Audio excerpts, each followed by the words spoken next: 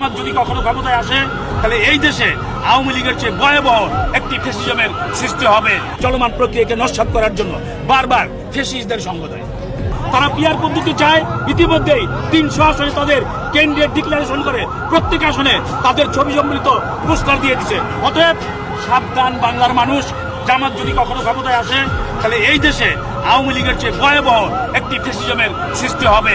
আমার নেতা বলছেন, যারা জনগণের পাশে আছে, জনগণের কাজ করবে, যাদের জন্য জনগণের দরজা উন্মুক্ত, এবং যে 70 বছরের আন্দোলনে রাজপথে ছিল, যে ফ্যাসিজমকে হটানোর জন্য জীবনের সম্পদ, রক্ত এবং জেল জুলুম সবকিছু যারা করেছে, তার মধ্যে 14 আসনের আমি একজন অন্যতম ব্যক্তি, সাভার থানা বিএনপির সভাপতি।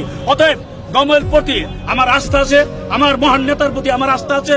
জল যদি যে ক্রাইটেরিয়ার কথা ঘোষণা করেছেন, যদি সেই ক্রাইটেরিয়াতে নমিনেশন দেয়, তাহলে তার মধ্যে 10 জনের মধ্যে অন্তত আমি অন্যতমদের একজন হব। আপনারা অতীতেও দেখেছেন, যদি বাংলাদেশে একটি গণতান্ত্রিক পদ্ধতি অবাধ ও সুষ্ঠু নির্বাচন হয়, আপনারা জনগণের সাথে আছেন, আমিও আছি।